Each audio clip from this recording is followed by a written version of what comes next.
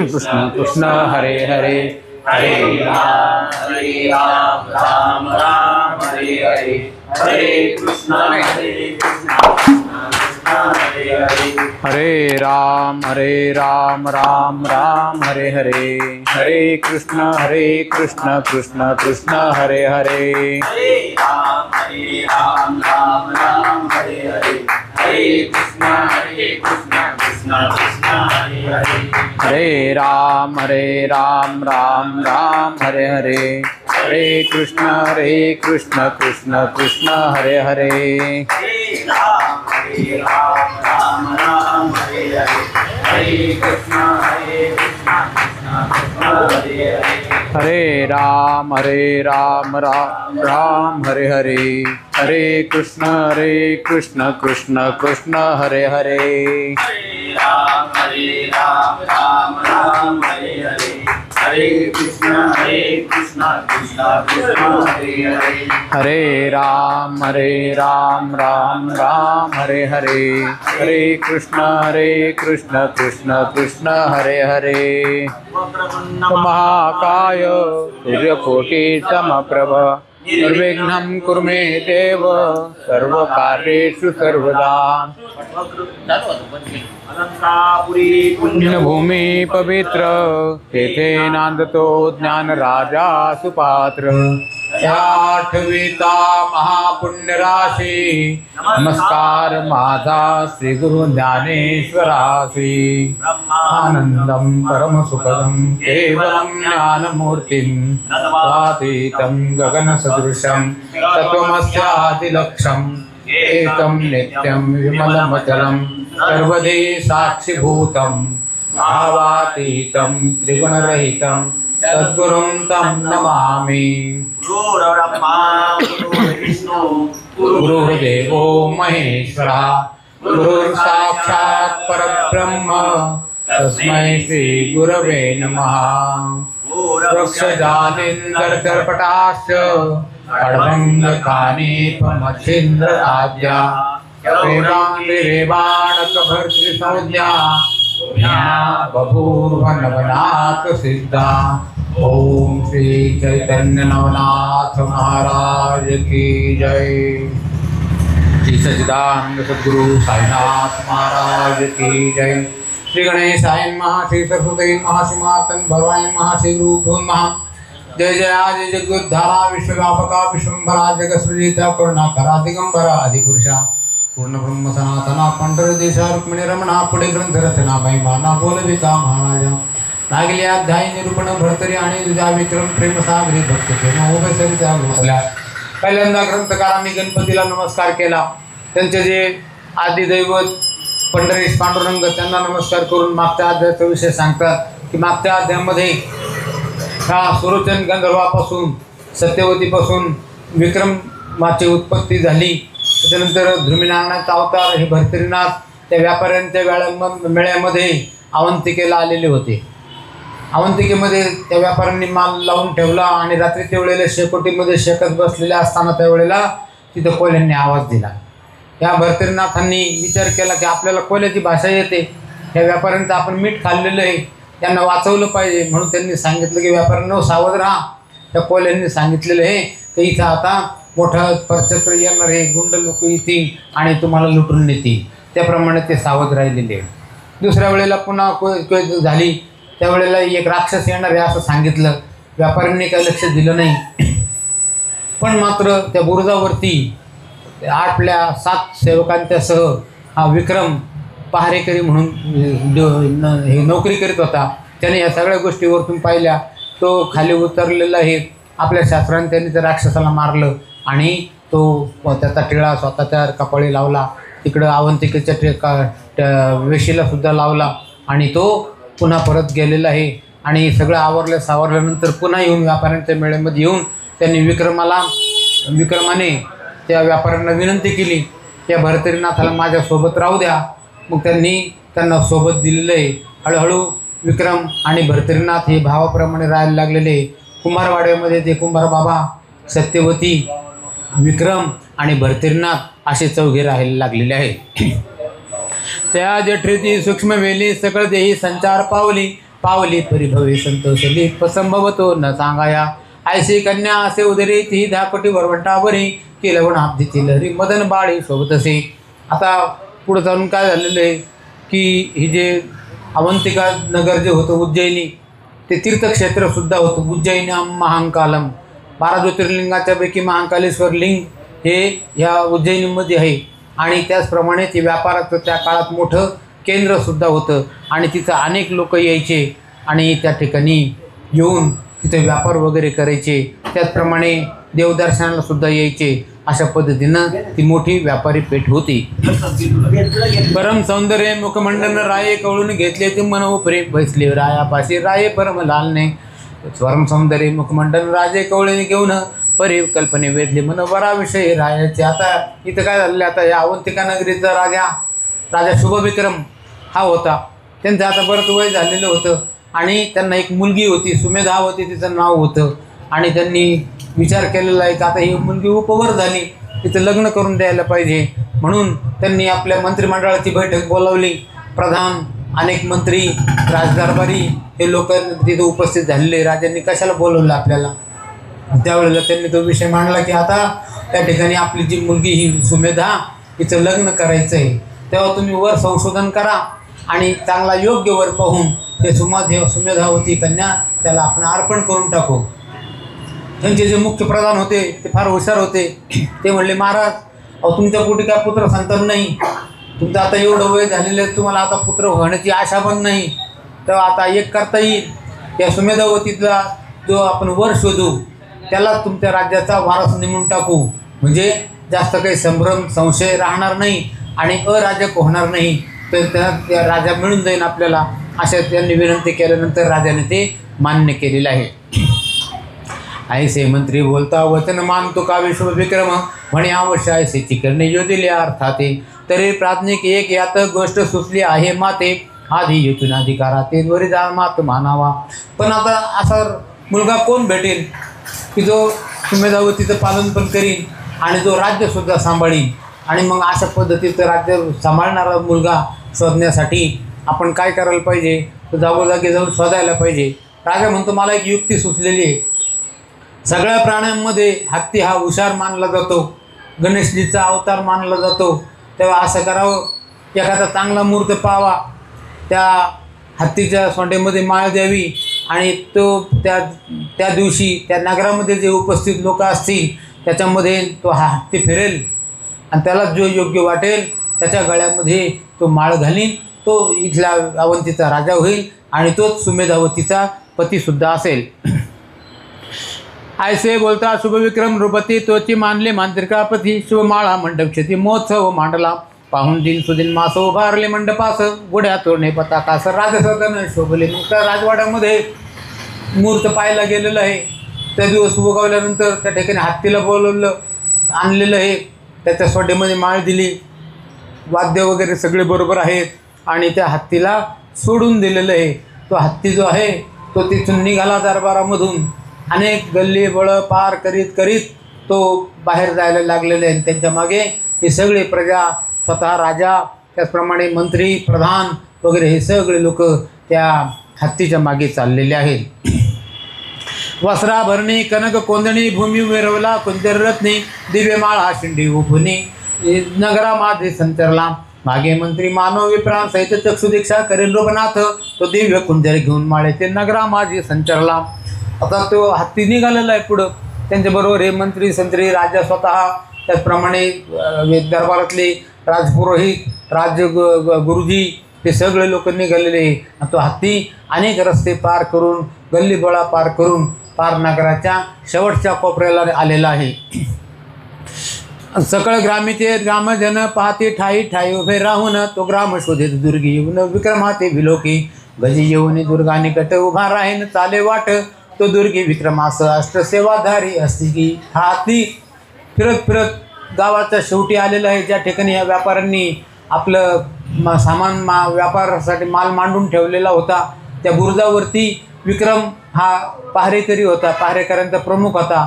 त्याचे बाकीचे 7 पहारेकरी आणि त्यांचा प्रमुख हा विक्रम होता. त्या ठिकाणी हत्या आल्यानंतर तो घोटाळला तिथं तो पुढे पण जाईना, मागे पण येईना. राजा मनात विचार करतो होणारा जो राजा किंवा ह्या सुमेधावतीचा होणारा पती ह्याच्या एवढ्याच ठिकाणी असला पाहिजे. म्हणून त्याने वरती पाहिलं तर वरती 8 पहारेकरी सेवा करीत होते, उभे राहून आपलं टेळणीचं काम करीत होते, त्यांना नेमून दिलेलं. तो हत्ती घोटाळ्याला पाहून राजाने आज्ञा दिलेली आहे, सगळेजण खाली या. एकामागं एक दडा दडा दडा दडा धावत ते 8ही जण आलेले आहे. सगळ्यांच्या शेवटी विक्रम आलेला आहे. त्या विक्रमाला पाहिल्यानंतर मात्र हत्तीला फार आनंद झाला. हत्ती पुढं झालेला आहे, आपल्या सोंडेतली माळ त्या विक्रमाच्या गळ्यात घातलेली आहे. बोलता शुभ विक्रम राव, मंत्री व्यापला संशय भावे, परतो सर्व शोधाडणवर राव घेऊन वैवटला. माळा ग्रीवे पिता गज वाद्य वाजती झाले चोज, गजस्कंदी वाहून राजशृंगार मंडपे आणला. मग काय राजाने सांगितलं, आपल्या राज्याला राजा मिळालेला आहे, सुमेधावतीला पती मिळालेला आहे, त्याला हत्तीच्या अंबारीमध्ये बसवा आणि मोठ्या सन्मानाने राजवाड्यात घेऊन चला. त्याप्रमाणे ते राजवाड्यात घेऊन गेलेले आहे. तिथं त्यांना उतरवून घेतलं, तिथं त्यांना बसवलेले आसनावरती, त्याचा आदर सत्कार केलेला आहे. आणि हा काही फरका नाही, हा आपल्या ओळखीचाच आहे, आपल्यामध्येच काम करणारा माणूस आहे. पण आज त्याचं भाग्य थोर, कोणाचं भाग्य कधी उदयाला येईल हे काही सांगता येत नाही. आज जरी एखादा माणूस गरिबीमध्ये दिसत असला तो कायमच गरीब राहील असं नाही. ईश्वराची क्रिया होईल, एक कृपा होईल आणि एखाद्या वेळेला तो सगळ्यांच्याही पुढे निघून जाईल. अशीच गत झालेली आहे. त्या विक्रमाच्या सुद्धा मनी धनी नव्हतं आणि त्या पद्धतीने त्याला राज्य मिळणार आहे. तिथं आल्यानंतर आता दुसऱ्या दिवशी विचार करतायत किंवा मुहूर्त पाहू आणि एवढा 2-4 दिवसामध्ये लग्न धरू, त्याचप्रमाणे त्याच दिवशी राज्यसिंहासनाचा सुद्धा यांना अभिषेक करून टाकू असा विचार करायला लागलेले आहे. म्हणे योजिल्या अर्थाप्रती भिन्न पर्या सुमेधावती, आम्हा क्षत्रिया कुला जाती वर्ण भिन्न दिसेतो. ऐसे बोलता शुभ विक्रम राव, मंत्री व्यापीला संशय भाव, परतो सर्वज्ञ शोधारणवर राव घेऊन वैवटला. एवढ्यामध्ये काय झालेलं आहे, दरबारी जे लोक होते ते आपसात कुजबुजायला लागलेले. राजाच्या नजरेतून ते काय सुटलेले नाही. ते म्हणतात, तुम्ही काय म्हणणं आहे, तुम्ही सांगा, बोला काय आहे ते, असं आपसामध्ये कुजबुजू नका. त्याच्यापैकी एकाने धीर करून सांगितलं की महाराज अहो, त्या विक्रमाच्या गळ्यामध्ये माळ घातली हत्तीने त्याला निवडलेले, म्हणजे ते आपल्यावरती बंधनकारकच आहे. त्याच्यामध्ये काय कोणाचा स्वार्थ किंवा आपसबुद्धी काही नाही. पण मात्र एक गोष्ट आहे की याची जाती कोणती, हा तर कुंभारवाड्यात राहतो असं म्हणतात. म्हणून मग त्यांनी विचारलेलं आहे, त्या कुंभाराला सुद्धा बोलवलेलं आहे आणि कुंभाराने येऊन ही सगळी घटना सांगितली की महाराज हा जो विक्रम आहे हा सुरोचन गंधर्वाचा पुत्र आहे. व त्यांची जन्मापासूनची घटना सगळी त्यांना सांगितली. तो कमट मुळापासून सांगता झाला विक्रम कथन, माता क्षत्रिय कुळी सत्यवर्म मिथिळापतीची कन्यका, यावपरी पिता सुरोचन दर्शवे स्वर्गीय गंधर्वरत्न, ऐसे ऐकता वर्तमान मंत्री तोषवान होत असे. राजा आणि मंत्री एकचित्त होऊन ती गोष्ट ऐकत होते आणि राजाला समाधान वाटलं की आपली जी सुमेधावती मुलगी ही क्षत्रियाच्याच हातात जाते.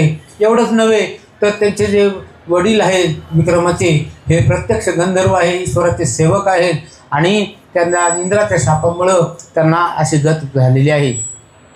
मग मात्र राजाला आनंद झाला, मंत्र्याला आनंद झाला आणि ते म्हणतात असं करा, माणसं पाठवा, स्वतः प्रधानजी तुम्ही जा, मिथिळा नरेश जे राजे आहेत सत्यवतीचे वडील राजा सत्यवर्मा यांना या ठिकाणी लगेच घेऊन या. त्याप्रमाणे काही लोक गेलेले आहेत आणि राजाला घेऊन आलेले आहेत. ते एकांती कमट विचार सांगता झाला सविस्तर की सत्यवती ते उडील जठर, विक्रम फळ मिरवले तरी आता दैवे करून पोत्रा लागले राजचिन्ह, तरी संशय द्रुमा आपण चालून मुळापासून खोडावा. तर तुम्हाला अजूनही शंका वाटत असेल तुम्ही सत्यवर्मा राजाला इथे घेऊन या. त्याप्रमाणे ते लोक गेलेले हे मोठ्या सन्मानाने त्यांना तिथे घेऊन आलेले आहे. राये ऐकून सगळं विस्तार चित्त सरते आनंदपूर, दाटोनी पृथ्वीने संभार शुभ विक्रम संगमी मिळाला, भेटून सत्यवतीचे सगळं पुसून वृत्तांताते, मग शुभ विक्रम रायाचे चित्ती अंतिपांग फेडला. स्वतः सत्यवर्मा राजाने येऊन त्या सगळ्या गोष्टी जेव्हा सांगितल्या त्यावेळेला ह्या शुभ विक्रम राजाचा संशय दूर झाला आणि ते म्हणतात की आपलं भाग्य थोर, म्हणून आपली ही मुलगी ह्या सुरोचन गंधर्वाच्या मुलाला चाललेली आहे आणि त्याचे जे आजोबा आहेत आईचे वडील ते मिथिला नरेश हे राजा सत्यवर्मा आहेत. छत्र चामरे माथा मिरवती ते राज्य शासनी विक्रम रूपती, गैवरोनी तोषविला प्रजापती, या चकाधन वाटले ऐशी समारंभ झाल्या पाठी स्मिता अर्पिले गोरटे, तोही आनंदमयी पाठी मंगलाचा जुराला. मग 2-4 दिवसामध्ये लगेच त्यांनी तीच धरलेली आहे आणि त्या तिथीला त्या अगोदर पहिल्यांदा राजाचा अभिषेक केला आणि ती सत्यवती मुलगी त्या राजा झालेल्या विक्रमाला अर्पण केली. तो लग्न समारंभ बरेच दिवस चाललेला होता आणि मग त्या ठिकाणी अनेक लोक, ऋषी मुनी, सतडी, तापसी, गंधर्व, यक्ष, किन्नर सगळ्यांना निमंत्रण गेलेले आहे. त्याप्रमाणे तो काही दिवसापर्यंत तो समारंभ चाललेला आहे. असो ऐसा वैवाट करून निघता झाला सत्यवर्म, तेरीकडे राजा विक्रम भरतरी ते पियू राज्या. मग उभय बंधू समाधानी राज्य करते अवंतिका स्थानी, तो सुमती मंत्र काही एके दिनी अर्थ एक सुतला. आता विक्रम राजाने पहिलं जर काम काय केलं असेल तर त्यांनी जे भाऊ मानलेले होते भरतरीनाथ, त्यांना युवराजपद दिलेलं आहे. कारण की त्यांना ते पाठीराखा म्हणून त्यांना असा माणूस पाहिजे होता आणि योगायोगाने तो त्यांना भेटला होता. म्हणून त्यांनी त्यांचे जे राजचिन्ह त्यांच्या अंगावरती दिसत होते, त्यांचे हात ते गुडघ्यापर्यंत टेकत होते, ते दुर्मिनारायणाचा अवतारच होते ते. आणि त्यांचे राजचिन्ह त्यांच्या शरीरावरती दिसायचे. भले उंचे पुरे उंच कपाळ आणि चेहरा करारी, हे सगळं पाहिल्यानंतर त्या ठिकाणी त्यांना बाकीच्या लोकांना सुद्धा दरारा वाटायचा. भाऊ भाऊ मिळून दोघंजणं चांगल्या प्रकारे ते राज्य करू लागलेले आहे. जिकडं तिकडं मात झाली की हे विक्रम आणि भरतरीनाथ हे दोघे भाऊ चांगल्या प्रकारे राज्य सांभाळत आहे. मंत्री मोठे हुशार होते प्रधानजी.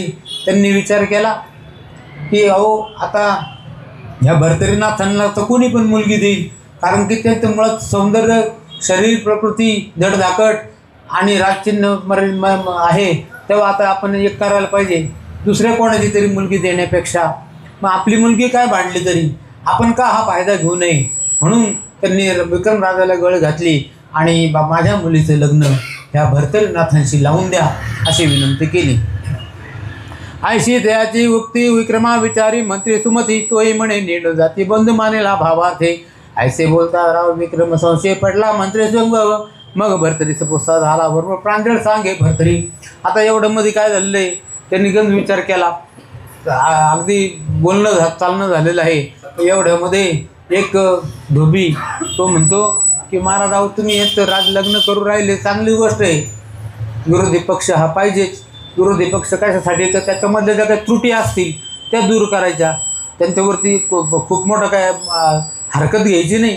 पण मात्र हे कसं काय किती प्रमाणात कधी कुठं या सगळ्याची शहानिशा करण्यासाठी तो धोबी बोलून गेला की हा हायगन दिसतो चांगला भरतरीनाथ, पण मात्र याचं कुळ कोणतं, आईवडील कोण, यांचं मूळ गाव कोणतं, याची चौकशी केली का. ते म्हणतात की आम्ही काही चौकशी केलेली नाही. म्हणून मग त्या कुंभाराला बोलवलेलं आहे. कुंभार दादाला विचारलं, सत्यवती मातेला विचारलं. ते म्हणतात की त्यांची अपार एकमेकांची वरती माया आहे. ते असे व्यापारी त्या मेळ्यामध्ये आलेले होते, त्यांनी असं भविष्य वर्तवलं, ते नेमकं खरं झालं. म्हणून त्या विक्रमावर त्यांचा प्रभाव पडला आणि विक्रमाने त्याला आपल्या घरी घेऊन आले. पण मात्र ते मूळ कोण आहेत, कुठले आहेत याची काही आम्हाला माहिती नाही. परी मांत्रिका न पडे विश्वास, चित्ती म्हणे स्वकार्यास, ऐसे भाषण करतसे विशेष सत्य केवे मानावे. मित्रावरून रेतापासून वनांतरी वाढलो हरडीपासून, फाट संगती व्यवसाय मर्यादा करून सकळ कथन घडले. मग मात्र विक्रम राजालाच विचारलं डायरेक्ट एकदम की भाऊ ते तुमचे मित्र आहेत, भाऊ आहेत आणि तुम्ही एकमेकांशिवाय राहत नाही, फार चांगली गोष्ट आहे. पण आता माझी मुलगी मला द्यायची म्हणल्यावर मला चौकशी तर करावंच लागेल. मला बाकीचे लोक विचारणार आहेत, आमच्यावरचे पण कोणी अधिकारी आहेत. आणि ते म्हणल्यानंतर विक्रम राजा म्हणतो तो मलाही काही माहिती नाही, माझा मित्र आहे, आमचं एकमेकांच्याबद्दल प्रेम जडलं, आम्ही आपले एकमेकांचे मित्र झालो आणि ते माझ्या अडचणीला धावतात, मी त्यांच्या अडचणीला धावतो. पण मात्र ते मूळ कुठले काय हे मला पण माहिती नाही. तर मंत्री हुशार होते, ते म्हणले की हरकत नाही, आपण इकडे तिकडे चौकशी केली, आपण त्यांनाच डायरेक्ट एकदम विचारून घेऊ. म्हणून ते गेलेले आहे भरतरीनाथांकडं आणि भरतरीनाथ हा विचार आता पक्का झालेला आहे की ही मुलगी तुम्हालाच अर्पण करायची, लग्न वगैरे सगळं पद्धतशीर करून देऊ, राज्याची मान्यता आहे. पण मात्र तुमचं कुळ कोणतं, गाव कोणतं, तुम्ही कुठून आले आणि हे तुमचे एवढं जे शरीर वगैरे आहे व्यवस्थित, याचा अर्थ तुम्ही कोणत्या तरी क्षत्रिय कुळामधले असावात असं वाटतं. पण मात्र असं सांगोवांगी नको, नेमके कोण तुम्ही असं बोलल्यानंतर भरतरीनाथांनी आपली सगळी गोष्ट सांगितली. मित्रावरून सूर्यनारायणांचं वीर्य पतन झालेले आहे. कौलिक ऋषीच्या आश्रमात भरतरी पात्रामध्ये ते पडलं, भिक्षा पात्रात. ते त्यांनी सांभाळून ठेवलं. पुढे चालून धृमीनारायणांनी त्याच्यामध्ये प्रवेश केला आणि ह्या भरतरीनाथांचा जन्म झाला. जंगलामध्ये हरणी तिथून चाललेली होती, तीही नेमकी त्याच वेळेला प्रसूत झाली आणि तिथं तिला 2 पाडसं झालेले आणि हे तिसरं तिथं बालक आहे असं समजून तिनं तिथं पालनपोषण केलं. आणि हळूहळू भरतरीनाथ जंगलात मोठे व्हायला लागले. जयसिंग भाटा त्या मोठ्या रस्त्याने चाललेल्या असताना त्यांच्या नजरेस पडले. ते त्यांना घेऊन गेले घरी, त्यांचं पालनपोषण केलं. पुढं चालून ते त्यांची पुढं चालून यांची जो मित्रता झालेली आहे, हा सगळा विषय जो आहे तो त्यांनी मंत्र्यांना सांगितला. पण मंत्र्याला ते पटत नाही. एवढं कुठं असं शक्य राहतं का एवढ्या गोष्टी? ते म्हणतात की तुम्हाला जर खोटं वाटत असेल मी आता लगेच आवाहन करतो आणि माझ्या वडील जे सूर्यनारायण आहेत त्यांना बोलावतो, असं म्हणून ते अंगणामध्ये गेलेले. आकाशाकडे तोंड केलं. दुपारी 12 वाजेचा वेळ होता. सूर्यनारायण डोक्यावरती आलेले होते आणि त्यांनी प्रार्थना केली की सूर्यनारायणा, मी जर तुमच्या वीर्यापासून झालेला तुमचा मुलगा असेल या ठिकाणी या आणि यांचं संशय निरसन करा. ही गोष्ट कळलेली आहे सूर्यनारायणांना. त्यांनी ब्राह्मणांचा वेश घेतला आणि ते खाली आलेले आहे आणि त्यांना भेटलेले तेजस्वी असा ब्राह्मण पाहून हे लोक त्यांच्या पटापटा पाया पडलेले आहेत आणि म्हणतात की महाराज तुम्ही कोण? ते म्हणतात की मी सूर्यनारायण आहे आणि ह्या माझ्या मुलाचा काही वार घेऊन या ठिकाणी आलेलो आहे. हा मुलगा माझाच आहे आणि तुम्ही बिनधास्तपणाने तुमची मुलगी त्यांना अर्पण करा आणि तुम्ही त्यांच्याबद्दल कोणत्याही प्रकारची काळजी करू नका. म्हणे मांत्रिका सुमूर्ती सकळ संशयाची सांडी भ्रांती मम सुता विवाह प्रत्येक कन्यादान ओपिका म्हणशील तरी मंगळा नेक वराचा सिद्ध असावा जनक तरी पुष्पवृष्टी मंगळा घोष सुरभरा हा ते करविन. मग त्या ब्राह्मणांनी सांगितलं की मी स्वतः तर काय त्या लग्नाला असं 4 चौघांच्या समक्ष नाही येऊ शकणार, एवढं सोपं नाही ते. पण मात्र मी जे आपले देव ऋषी मुनी स्वर्गातले गंधर्व यक्ष किन्नर यांच्या हाताने लग्नाच्या वेळेला फुलांची वृष्टी करीन. या उपरी राया विक्रमाच्या ताता ते सुरोचन गंधर्वा पाठविणी येते सकळ संशय सांडून करते सुख द्यावी पिंपळा म्यादरी मृत्युमुखी तरी त्या हातील बहुत प्राणी तस्मात सकळ सांडून त्वरिते सुखी द्यावे पिंगळा. मी जर माझं जर कार्य सोडून देऊन जर आलो सृष्टीचक्रामध्ये अनर्थ होईल. सूर्यनारायण जर मावळले किंवा दिसलंच नाही तर वनस्पतीचं पोषण कसं काय होईल? हा जो संसार हा कसा काय चालेल? म्हणून त्यांनी सांगितलं मला काही करणार नाही. पण मात्र हे जे विक्रम राजाचे जे वडील आहेत सुरोचन गंधर्व त्यांना मी इथं मुख्य म्हणून पाठवीन. त्यांच्याबरोबर अनेक देव देवता गंधर्व यक्ष किन्नर इथे येतील. ऐसे तन्मुखीचे वचन परितोषले मंत्री काते मन सकळ संशयात ते सांडून लग्न सोहळा मांडला. मग नेमिल्या तिथे सीमांत पूजन ते संधीत उतरला गंधर्व सुरोचन सकांता सत्यवती ती भेटून विक्रमा ते पातारी. मग मात्र त्या मंत्र्याची ही संशय निवृत्ती झालेली आहे. तर म्हणतो की अरे वा अहो मी तर किती भाग्यवान आहे की या विक्रमाच्याही पेक्षा धृमीनारायणाचा अवतार असणारे हे नारायण हे माझे जावई होऊन राहिलेले. आणि मग सूर्यनारायण तिथून ते ब्राह्मणाच्या वेशाने गुप्त झालेले. पुढं चालून त्यांचं 5-7 दिवसामध्ये त्यांनी लग्नपीठ धरली. अनेक देवदेवता तिथं आलेलं आहे. मोठा समारंभ केला. तर राजाचं लग्न होतं ते आणि स्वतः विक्रम राजा आपल्या भावाच्या लग्नासाठी मदत करीत होते आणि कोणत्याही प्रकारचं कमी राहू नये असे सगळेजण काळजी घेत होते. विक्रम येऊनी त्वरता त्वरित तात त्यांनी माथा ठेवित मग बोलावणी सुमंत्रिका ते सुरोचना ते भेटवी. असो सुरोचन गंधर्वपती दिव्य तेजे पाहून क्षिती अति नम्र होऊन चित्ती निकट वैसवे गंधर्व. आता सुरोचन गंधर्वांना मुख्य पाठवलेलं होतं. ते विक्रमाचे पिता होते. त्यांनी येऊन तिची गाठ घेतली. विक्रमाला भेटलेले हे आणि ह्या भर्तरीनाथांचे सुद्धा वडील म्हणून तेच उभे राहिलेले आहेत प्रत्यक्ष सूर्यनारायणाच्या अनुपस्थितीमध्ये. आणि मग त्या लग्नतिथीमध्ये मुख्य जे अतिथी आहेत ते हे सुरोचन गंधर्व आहेत. म्हणे सुलोचन सुरमती तू दैववान प्रत्यक्ष धृमीनारायण स्वर्या केला जामात. अरे भर्तरीपुत्र अवतार दक्ष मित्रावरणीचा अवतार प्रत्यक्ष तू अजामात केला प्रत्यक्ष सकळ दैवा मिरवलं. स्वतः सुरोचन गंधर्वांनी त्या सगळ्यांना सांगितलेलं आहे की तुम्ही सगळे भाग्यवान आहात. सत्यवतीला पण सांगितलेलं आहे, या विक्रमाला पण सांगितलेलं आहे. हा स्वतः सूर्यनारायणाच्या वीर्यापासून उत्पन्न झालेला आणि धृमीनारायणाचा अवतार भर्तरीनाथ आहे. ऐसे बोलता सुरोचन पुन्हा वंदिता झाला चरण म्हणे मग भाग्याचे कर परम सोयरे झाले देवकी तरी मी एक अर्थार्थी दैववान असे त्रिजगती तरी चलावे मंडपा प्रति करू सीमांत पूजना मग स्वतः सुरोचन गंधर्व पुढं झालेले आहे सत्यवती त्याचप्रमाणे सत्यवतीचे वडील ते सत्यवर्मा राजा सगळेजण त्या ठिकाणी उपस्थित आहे लग्नाला आणि तो सीमांत पूजन झालं आता हळद लागली दुसऱ्या दिवशी लग्न लागणार आहे अवश्य म्हणून सुरोचन मानव वेशी मंडपी येऊन समारंभे करी सीमांत पूजन करून विधी उरकला वधूवरांते आशीर्वाद देता कुसुमे वर्षती स्वर्गदेवता अष्टके झाली करतला असता टाळी पेटी ती आनंदे मग काय स्वर्गामधून देवन जमा झालेले आहेत इकडं मंगलाष्टक व्हायला लागले मंगलाष्टक झाल्यानंतर टाळीचा वेळ झाला आणि त्याच वेळेला सगळ्यात शेवटचं जे मंगलाष्टक आहे तदेव लग्नम सुदिनंत देव ताराबलं दैवबलंत देव विद्याबलं दैवबलंत देव लक्ष्मीपते ते मनसा स्मरामी असं म्हणून त्या ठिकाणी जय जयकार झाला लग्न लागलं त्या त्यांची जी मंत्र्याची मुलगी पिंगला तिनं भर्तरीनाथांच्या गळ्यात माळ घातली स्वर्गामधून आलेले देव त्यांनी स्वर्गामधून फुलांची वृष्टी केलेली आहे आणि जिकडं तिकडं आनंद चाललेला आहे द्वादश शत कामिनी करुणी सदा विचारे भोगासनी परिमुख्यदारा पिंगला नामे पट्टराणी मिरुत एरीकडे अवंतिकेत दिवसेंदिवस लोटले बोत पिंगला नामे सूर्पवंत ऋतुकाळ पावली लग्न सोहळा 5-6 दिवस चालला सगळेजण देवदेवतांनी आपल्या एकमेकांना वंदन केलं आणि परवानगी घेतली सगळेजण आपापल्या ठिकाणी निघून गेले आणि इकडं त्या भर्तरीनाथांचा आणि पिंगल्याचा संसार चालू झालेला आहे पिंगला ही त्यांची भर्तरीनाथांची मुख्य राणी होती नंतर पण त्यांनी सोयीर संबंध टेकावेत राजकीय फायदे व्हावेत काही नातेसंबंध टेकावेत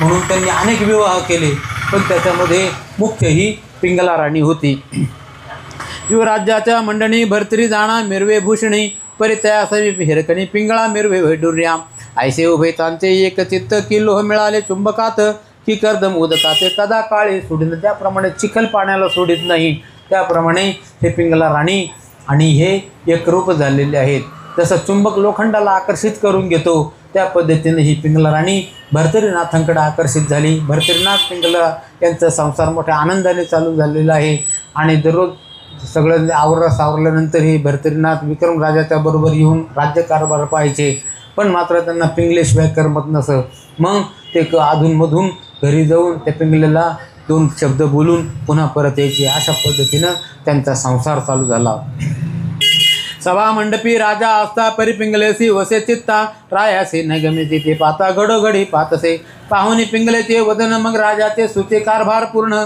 जसे अंमल्या पूर्ण अंमल सर्वदा पाहिजे ज्याप्रमाणे एखाद्या अंमली माणूस राहतो की त्याला त्याचे नशेची वस्तू घेतल्याशिवाय त्याला चैन पडत नाही त्या पद्धतीने यांना ही नशाच लागली होती आता ती बायको होती गृहस्थी जीवनाचं त्यांचं कर्तव्यच होतं पण मात्र तो अंमल इतका वाढला की दर घटकाला पिंगला पिंगला पिंगला अशा पद्धतीनं त्यांचं हे जीवन चाललेलं आहे आणि हळूहळू त्या पिंगलेला भर्तरीनाथांच्यापासून दिवस गेलेले आहे आणि हळूहळू त्यांच्या ह्या पिंगलेच्या पोटी भर्तरीनाथांनी ठेवलेला गर्भ वाढायला लागलेला आहे नवनाथातील अवतार ध्रुमी नारायण महाथोर परिवेष्टीला विषय तिमिर सुटेल काय साकळेना ऐसा मोह जनपोटी उतरता झाला मे चळवटी अनुसयात मंदाची घेऊन भेटी वर्तमान निवेदिले आता आपण सगळेजण आपल्या आपल्या कामामध्ये मग्न राहतो पण आपल्यासाठी काही लोक आपल्या हिताची इच्छा करीत असतात ते आपल्याला समक्ष दिसते नाही पण मात्र आपल्या मागं आपलं हित कशामध्ये आहे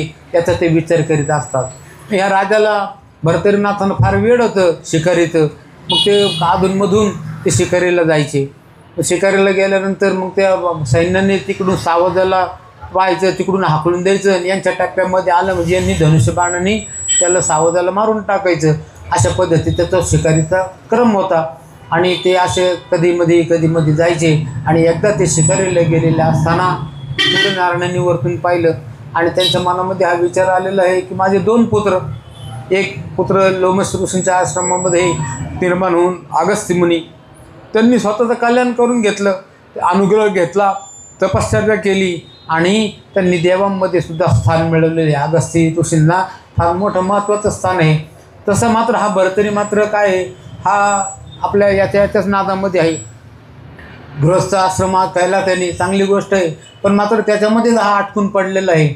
याचं हित झालं पाहिजे आणि यांनी ते हित करून घेतलं पाहिजे. तसं पूर्वी गोपीचंद राजाच्या आईच्या मनामध्ये विचार आला सती मैनावतीच्या, की माझं तर कल्याण झालं, तर माझ्या मुलाचं सुद्धा कल्याण झालं पाहिजे, त्यालाही गुरुमंत्र मिळाला पाहिजे. आणि त्या पद्धतीनं सूर्यनारायणाच्या मनात विचार आल्यानंतर संध्याकाळी ते ज्यावेळेला जमिनीवरती ब्राह्मणाच्या रूपामध्ये आले आणि दत्ताकडे गेलेले गिरिनारला, कारण की त्या ठिकाणी ते दत्तमुनी राहत होते. आणि त्या काळामध्ये दत्तमुनी हे मोठे गुरु होते. सगळे इंद्र चंद्र वरुण यम सगळे ते गुरु ते, आणि ते सगळ्यांना ज्ञान सांगायचे. त्यांना जाऊन त्यांनी विनंती करावी असं ठरलेलं आहे.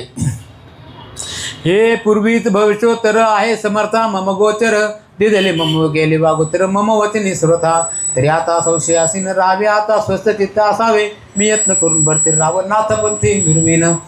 त्यांनी जाऊन विनंती केली दत्तांना. दत्ताला आनंद झाला. स्वतः सूर्यनारायण आपल्याकडे आलेले आहेत. त्यांनी विचारलं, अहो महाराज कशा करता तुम्ही आले? त्यावेळेस ते सांगतात की अहो माझे जे एक पुत्र मोठे अगस्त्य ऋषी त्यांचं कल्याण झालं, पण मात्र हे जे भरतरीनाथ आहे प्रत्यक्ष ध्रुवीनारायणाचा अवतार असून हे मात्र ह्या राजवैभवामध्ये अटकून पडलेले. तेव्हा तुम्ही त्यांना सावध करा, त्यांना आपल्या नाथपंथामध्ये घ्या आणि त्यांच्या मनावरची जी संसाराची जी पकड आहे ती ढिली करा. ऐसे बोलणे आत्रे नंदन बोलविला मित्रावर्ण, आपण त्याची घडी कृपा करून भरतरी पाशी जात असे. तयारीकडे भरतरी नृपती पारधी सौ कान्ना प्रती, मृगे करता हिंडी भूती नाना वने उपवनादी. आत्रे नंदन दत्त ऋषींनी त्यांचं मोठं अभिनंदन केलं आहे. असे वडील असावा की ज्यांनी ऐहिक व्यावहारिक सुखाची तर काळजी घेतली, पण पारमार्थिक सुखाची सुद्धा त्यांनी चिंता केली. आणि ते आता माझ्याकडे आले, त्यांनी सांगितलेलं काम मला नाकारताच येणार नाही. आणि मग तुम्ही काही काळजी करू नका, मी तिथं जाईन, त्यांना बोध करीन आणि त्यांना कशा पद्धतीनं त्यांचं हित करता येईल असा विषय पाहीन, असं त्यांनी आश्वासन दिलं.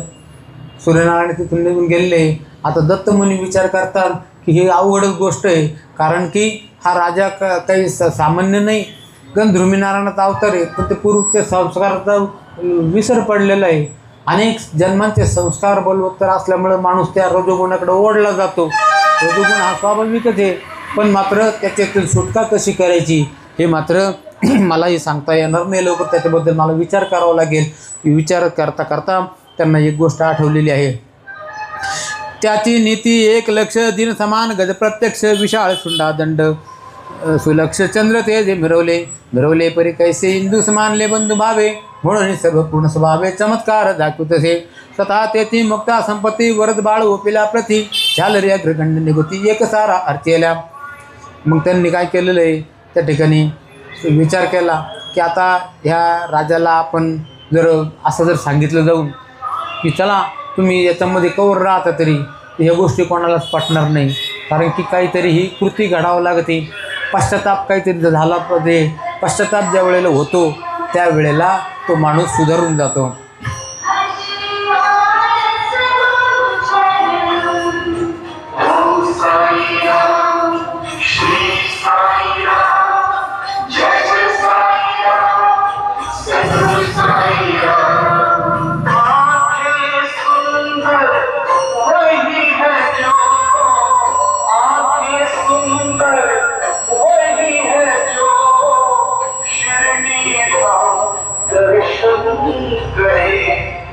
परी पंचत्रयी चतुर्थीत कानन विरहित योजन शेत, उदक नदी से ऐसे भावित कानन वृक्ष मृतसे, फार व्यापले तृषे करून कोणी तोड पाहे प्राण, कोणी थिंडोने रान लवण जीवन पाहते.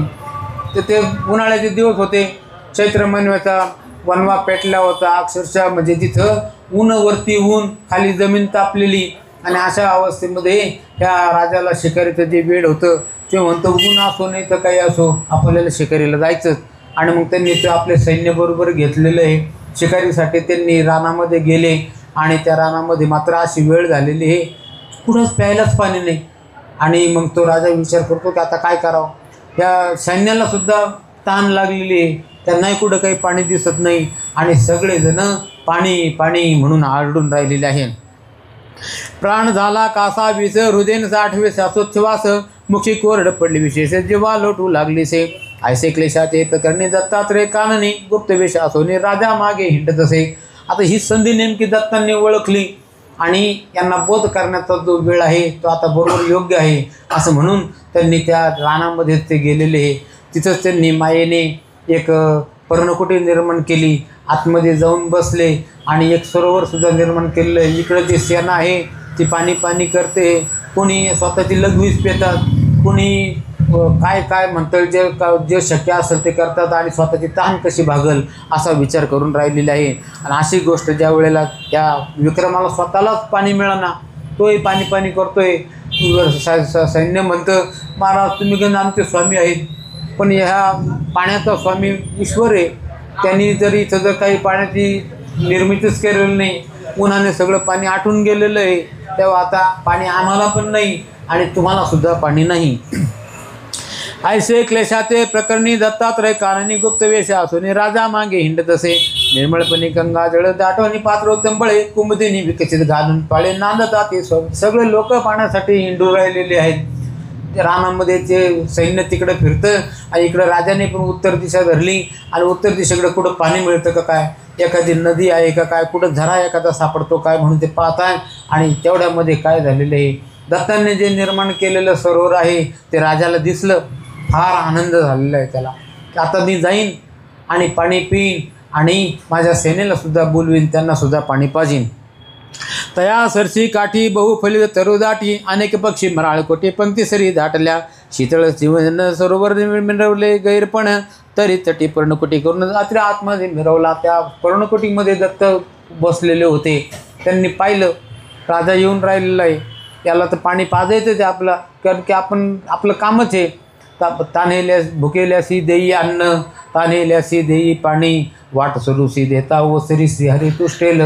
साधू संतांचं ते कामच आहे, पण मात्र यांना पाणी असं द्यायचं नाही, तर यांच्याकडून तो शब्द करून घ्यायचा की तुम्ही या मार्गामध्ये कधी येशाल आणि ज्यावेळी तो शब्द राजा सोडील त्याच वेळेला आपण यांना पाणी पाजू. तो एरीकडे नृपनाथ क्लेशे हिंडता काननाथ तो सरोवर देठ्याई. ते देखील अकस्मात एकटा ते पातला परम देखून गैवरे जीवन धाव घेत असे नृप सरसी काठी जाऊन जीवन स्पर्शू टेकला. त्यांनी पाण्यामध्ये हात घातला, ओंजळ भरली, आता पाणी पिणार. एवढ्यामध्ये पर्णकुटीमधून ते दत्त ब्राह्मणाच्या वेशामध्ये धावून आले. हय कोण आहे तू, कुठला आहे आणि या पाण्याला का हात लावतोस? अरे हे जे पाणी आहे हे तू गुरु केलेले आहेस का? तर गुरु केलेले असेल तर पाण्याला हात लाव, नाहीतर तुझा ह्या पाण्याला विटाळ होईल, हे सरोवर आटून जाईल आणि जे काही बाकी लोकांना पाणी मिळणार आहे ते सुद्धा मिळणार नाही, तेव्हा तू काही पाणी पिऊ नको. असं म्हटल्यानंतर राजाला फार वाईट वाटलेलं आहे. काय वेळ आलेली आहे आपल्यावरती. अहो आपण राजे आहेत, पण मात्र आपल्याला पाणी मिळत नाही आणि हा पाण्याचा मालक हा ब्राह्मण आहे, याचा अतिक्रम पण करता येणार नाही. तो काय दुसरा सामान्य माणूस नाही आहे, प्रजा म्हणून त्याच्याकडून हक्काने हे करता येईल. मग ते विचार करतात की महाराज अहो काही बी करा, अहो तुम्ही साधू संत आहे, ऋषीमुनी आहे. जे का रंजले गांजले त्यासी म्हणे जो आपुले, तोची साधू ओळखावा देवतेची जाणा. अहो रंजल्या गांजल्याला तुम्ही आधार देतात, प्रसंगी तुम्ही लोकांचे आधार अंगावरती घेतात आणि कोणाला काय पाहिजे कोणाला काय पाहिजे ते सगळे देतात. जो जे वांछील तो ते लाहो. पण आज मात्र मला तुम्ही पाणी पाजा, माझा जीव जाऊन राहिलेला आहे आणि तुम्ही साधू संत आहे. त्यावेळेला दत्त महाराज म्हणतात की ते सगळं खरं आहे, पण मात्र तू गुरु केलेले नाहीस आणि त्या कारणाने मी तुला पाणी पाजू शकत नाही. असं म्हटल्यानंतर ते राजा मनात विचार करतो की काय करावं. महाराज असं करा ना, अहो तुम्हीच गुरु व्हा माझे, मला काय असेल तो गुरुमंत्र द्या, पण मला आता पाणी पाजा. पाणी हे माझ्यासाठी फार महत्त्वाचं आहे, अन्यथा माझा जीव निघून जाईल. येरी पाहुणी देह भयाते भय दाटला. नृपनाथ काही न बोले क्षित टकमका पाहतसे. भरतरी माता पात्र साठवणी पिता मिरवला मित्रावरुणी. ऐसे प्रकरण दत्ता लागून मुळापासून सांगितलं. तुम्ही कोण? तेवढ्याही अवस्थेमध्ये ते सांगतात की महाराज मी मित्रावरुणी सूर्यनारायणाचा मुलगा आहे आणि मी पाण्यासाठी आज मात्र तडफडून राहिलेलो आहे. दत्त महाराज म्हणतात मला माहिती आहे, मी सर्वज्ञ आहे, तुम्ही सांगण्याची मला काहीच गरज नाही आहे, पण मात्र तुम्हाला पाणी मात्र मी काही देणार नाही. त्याचं कारण तुम्ही अजून गुरु केलेलं नाही. असं कारण महाराज तुम्हीच गुरु व्हा ना. ते म्हणे अहो असं एवढं सोपं आहे का? अरे माझा अनुग्रह मिळण्यासाठी इंद्र चंद्र वरुण यम यक्ष राक्षस किन्नर सगळेजण माझ्या मागे मागे राहतात आणि मी माझ्या मनात आलं तर मी त्यांना अनुग्रह देतो, अन्यथा मी काही अनुग्रह देत नाही. ते महाराज तुम्ही काही करा, पण माझे गुरु तुम्ही व्हा. मला काय तुम्हाला गुरुमंत्र तो द्यायचा तो द्या, पण मला आता पाणी पाजा. येरी म्हणे गुरु कोण, भरतरी म्हणे नाही अजून. ऐसे ऐकण्यात नंतर बोलता झाला तयासी. म्हणे राजा व्यवस्थित मिरवला अशी या देहाते. अद्यापि गुरु नाही तिथे भ्रष्टबुद्धी मिरवसे. अरे तोपर्यंत तू गुरु केलेलं नाही, तोपर्यंत तुझ्याजवळ किती जरी श्रेष्ठ वैभव असलं, संपत्ती असली, ते ह्या परमार्थ प्रांतामध्ये त्याला काहीच किंमत नाही. जे कोणी गुरु केलेले असतील ते मात्र या परमार्थ प्रांतामध्ये गेल्याशिवाय राहत नाही, कारण की ते गुरु सगळी त्यांची जबाबदारी घेतात, ऐहिक सुखाची बी आणि पारमार्थिक सुखाची बी. अरे मग अनुग्रहासाठी शिव विनंती घालते मिठी, तरी अनुग्रहात हे पूर्ण कोटी तुझे पदरी दिसेना. भरतरी म्हणे निश्चित परितृषेने होतो प्राणरहित. तुम्ही कृपाळू परमसंत दया क्षमा पाळिता. जगात येणं साही किचक पडत तर हरता दैन्य कारण. तरी माझा वाचून प्राण धर्मसाधन मिरवता. मला तुम्ही आता काही बी करा, पण मात्र माझे प्राण वाचवा. आणि तुम्ही म्हणत असाल तर मला लगेच गुरुमंत्र द्या. आणि मग त्या ठिकाणी ह्या दत्तांनी त्यांची परीक्षा पाहिलेली आणि ते म्हणतात की मी तुला मंत्र देईन, पण मात्र हे तुला लगेच सोडावं लागेल राज्यवैभव आणि आमच्या ह्या पंथामध्ये यावं लागेल. ते म्हणतं की महाराज अहो कसं बोलत्या, आता शिकतं माझं लग्न झालं आहे, मग गरीब मंडळी गर्भवती आहे, आणि मग मला कमीत कमी 12 वर्ष तरी संसार करू द्या, आणि 12 वर्षानंतर मी पाहिजे ते ह्या तुमच्या मार्गामध्ये येईन. एवढीच गोष्ट त्यांच्याकडून करून घेतलेली आहे, कारण की संकल्प जो माणूस करतो त्या संकल्पामध्येच निम्म काम हे झालेलं राहतं. आणि तेवढ्यामध्ये त्यांनी त्यांच्याकडून असा निश्चय करून घेतलेला आहे की मी 12 वर्षानंतर तुमच्या ह्या योगाच्या मार्गामध्ये येईन. त्या तप पुण्यांशे करून योग्य वशील अनुग्रह कारण. राव म्हणे सध्याच प्राणदृश्य करून जातो की. मग 12 वर्षे वाचला बरी कैसे घडेल कृपामूर्ती. दत्तात्रय म्हणे तपापूर्ती संकल्पात ते करावे. काया वाचा चित्त मन संकल्प झाल्या पुण्यवर्धन. वर्धन झाल्या पाजीन जीवन सकळ बाधा चुके. म्हणून तू आता संकल्प कर माझ्या हातामध्ये, घे पाणी हातात आणि बोल म्हण मम आत्मनः श्रुती स्मृती पुराणोक्त फल प्राप्त्यर्थम अस्माकं गृहाणां प्राप्त लक्ष्मी चिरकाल वास्तव्यार्थम अप्राप्त लक्ष्मी प्राप्त्यर्थम. जेवढं काही हे फक्त जे आपण मराठीतून बोलतो ते फक्त ते संस्कृतमध्ये राहतं.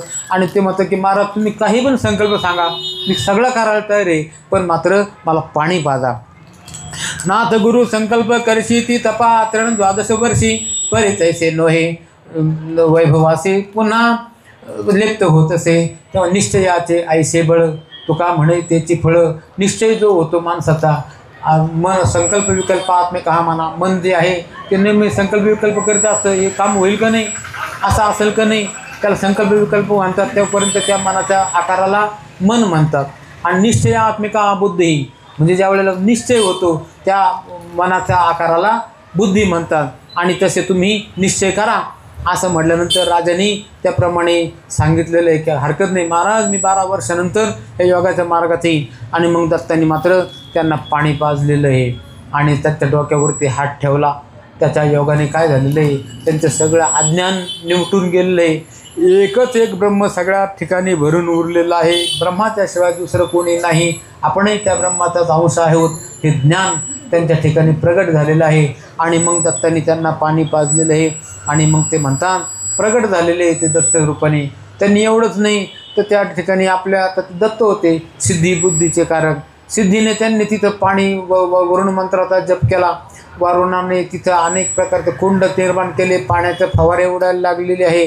त्याचप्रमाणे सिद्धीने अन्न निर्माण केलं, डोंगरासारखं अन्न तयार झालेलं आहे.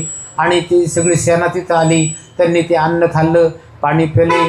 दत्तांना मोठ्याने धन्यवाद दिले की महाराज आज तुम्ही जर नसते तर आमचा मृत्यू झाला असता. परी पितृश्राद्ध पितृऋण मातेसी केल्या गयावर्धन. कांते पुत्र झाला बिन कांता ऋण फिटेना. तरी 12 वर्षेपर्यंत प्रपंच आतुर द्यावा माते. उपरी योजन पूर्ण योगा ते केली संकल्प समान. तेव्हा संकल्पामध्ये फार मोठी ताकद आहे, निश्चयामध्ये मोठी ताकद आहे. आणि त्याप्रमाणे त्यांनी त्या ठिकाणी संकल्प केला. दत्तांनी त्यांच्या डोक्यावरती हात ठेवला, कानामध्ये बीज मंत्र सांगितला आणि मग ते स्वतः प्रगट झालेले आहे. 3 शरीर 6 हात. तया माझा दंडवत पायी खडावा वाजती. आणि मग दत्ताचं दर्शन घेतलं, राजाने दर्शन घेतलं, त्यांच्या त्या सेनेने दर्शन घेतलं. ते म्हणतात की काय आपला भाग्याचा दिवस. आपण खरं तर आता ह्या घडीला पुढच्या घडीला जिवंत सुद्धा राहणार नव्हतो, पण मात्र दत्तांची कृपा झाली, त्यांनी आपल्याला वाचवलं. एवढंच नव्हे तर अन्न दिलं, पाणी दिलं आणि मुख्य म्हणजे दर्शन दिलेलं आहे. साधूचं जे दर्शन राहतं ते सगळ्या इच्छा पूर्ण करणारं राहतं. व्यावहारिक सुख तर मिळतातच मिळतात, पण मात्र जे पारमार्थिक सुख आहे, मोक्ष अवस्था की ज्याच्यामध्ये आहे तो सगळा आनंदच आहे, परमानंद. आणि कोणत्याच प्रकारचं दुःख नाही, आत्यंतिक दुःखाची निवृत्ती, अशा अवस्थेला मोक्ष म्हटलेलं आहे. पण हा मोक्ष असा सहजासहजी मिळत नाही. घड्याळाचा काटा 60 मिनटात फिरतो, त्यावेळेला एकदा तो तास काटा फिरतो. असे 24 वेळेला तास काटा फिरतो, तेव्हा एक दिवस पुरा होतो. असं हे लहानपणापासून तर वृद्ध अवस्थेपर्यंत ज्या वेळेला माणूस पुण्यकर्म करतो, त्याचं पुण्यफळ ज्या वेळेला उदयाला येतं त्यावेळेला साधू संतांची गाठ होती. पूर्वजन्मीचे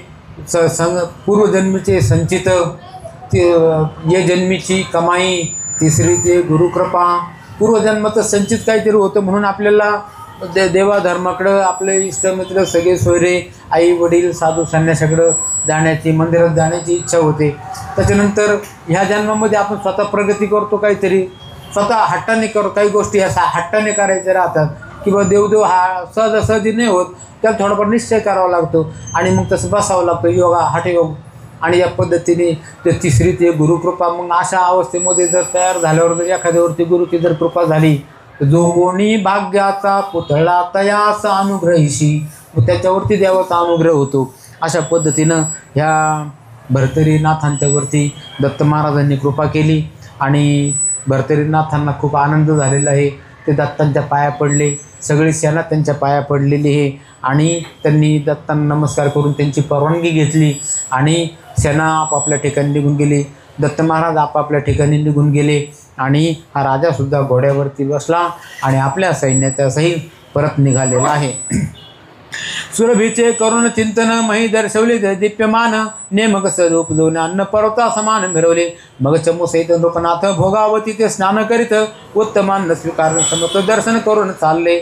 पृथने सहित तुष्ट चित्ती मुरगया करून येत नृपती, येरीकडे भोगावती जिथे स्थानी पाठवले. अशा पद्धतीनं आता सगळ्यांची शांतता झालेली आहे. राजा विचार करीत करीत चाललेला आहे की काय आज आपल्यावरती वेळ आलेला होता, कोण वेळ येईल काही सांगता येणार नाही. मन एक चिंतते दैव अन्यत्र चिंतेत. आपण ठरवतो, मनोराज्य करतो, हे असं करू तसं करू, पण दैवाच्या मनामध्ये मात्र वेगळंच काहीतरी राहतं.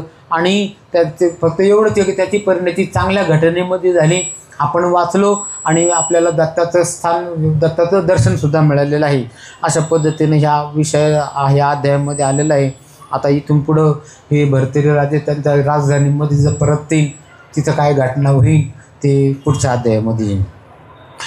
तरी आता पुढे श्रोती कथा स्वीकारावी सुधार संपत्ती, धुंडीसूत मालू व दिलभुक्ती नरहरी प्रसादे करुण्या. शशिश्री भक्ती कथा सार समस्को रक्षकाव किम्यागार, सदा फुरसुद भावी चतुर सतविश्रमाध्याय गोडा. श्रीकृष्णार्पणमस्तु.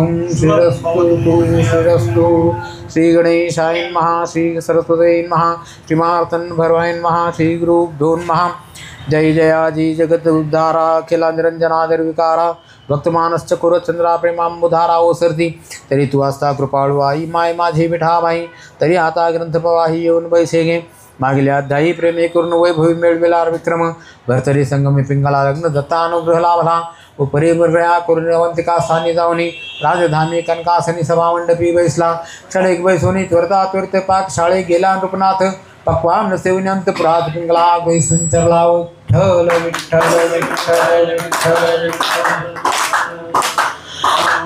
चिंतन श्री गुरुदेव दत्त.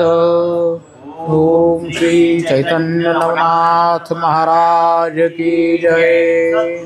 साईनाथ महाराज की जय. सर्वदा योग तुझा घडावा, हे कारणी देह माझा पडावा. उपेक्षू नको गुणवंता अनंता, गुणायका मागणे हेची आता. ज्या ज्या ठिकाणी मनदाय माझे, त्या त्या ठिकाणी निज रूप तुझे, तिथे बितो मस्तक ज्या ठिकाणी, तेथे तुझे सद्गुरु पाय धोनी। जय जय रघुवीर समर्थ, वरदेहार विठ्ठल, श्री ज्ञानदेव तुकाराम महाराज की जय, ज्ञानेश्वर महाराज की जय, तुकाराम महाराज की जय। निरंजन हरे।